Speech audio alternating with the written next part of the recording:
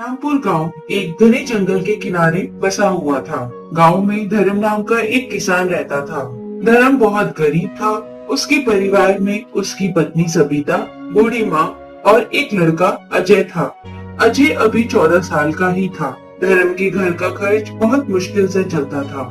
एक दिन, सुनो, घर का सारा राशन खत्म होने वाला है। शाम को बाजार से आते समय राशन ले आना।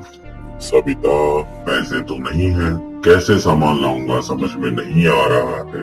राशन की दुकान पे पहले से उधारी है। देखो जी, आपको जो भी करना है करो। मैं अपने बच्चे को भूखा नहीं सोने दे सकती।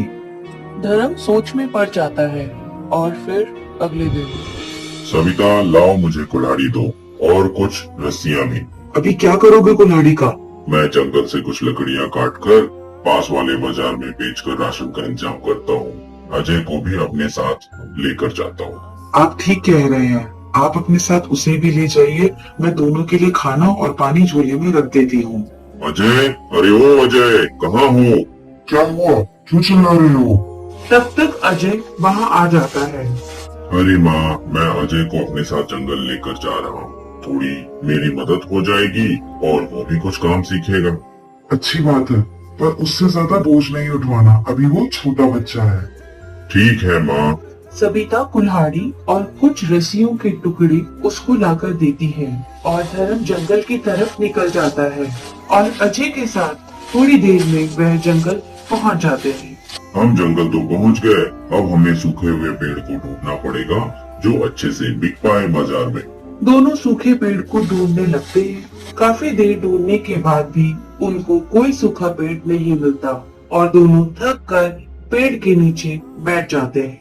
बेटा, ऐसा कैसे? इतने बड़े जंगल में कोई सूखा पेड़ ही नहीं है। हाँ ठीक है पिताजी, बहुत आश्चर्य की बात है। हम थोड़ा खा लेते हैं और आराम करके फिर ढूंढते हैं। ठीक है पिताजी। दोनों खाना खाते हैं और थकने की वजह से वहीं लेट जाते हैं और उन्हें नींद आ जाती है। जब धर्म की आँख खुलती है तब अजय, अरे अजय उठो, हम सो गए और यहाँ तो अंधेरा हो गया। अजय हड़बड़ाकर उठता है। पिताजी, अब क्या करें? मुझे तो बहुत डर लग रहा है, यहाँ तो बहुत अंधेरा है। अजय, जंगल से निकलना बहुत खतरनाक है, नहीं तो हमें कोई ना कोई जंगली जानवर खा जाएगा। हम यहीं इंतजार करते हैं। ठीक है पिताजी, लेकिन मुझे बहुत डर लग रहा है। देखिए कितनी आवाज आ रही है जंगली जानवरों की। डरो नहीं, अपनी कुल्हाड़ी अपने पास रखो और कोई जानवर दिखे तो जोर से ये कुल्हाड़ी इस पेड़ की जड़ पे मारना। जानवर डर के भाग जाएगा। थोड़ी देर में एक बड़ा भालू वहाँ आता दिखाई देता है। धर्म और अजय जोर जोर से अपनी कुल्हाड़ी पेड़ की जड़ पे पटकने लगे। भालू डर के मारे वहाँ से तभी भाग गया। अरे भाई, कौन हो तुम लोग और मुझे क्यों मार रहे हो? धर्म और अजय पेड़ से डर के दूर खड़े हो गए।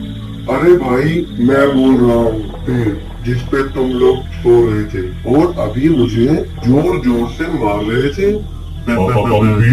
आप पेड़ कोई नहीं है। हाँ भाई, मैं कोई आम पेड़ नहीं हूँ, मैं जादुई पेड़ हूँ और हम यहाँ सब ऐसे ही हैं। तुम लोग यहाँ क्या कर रहे हो?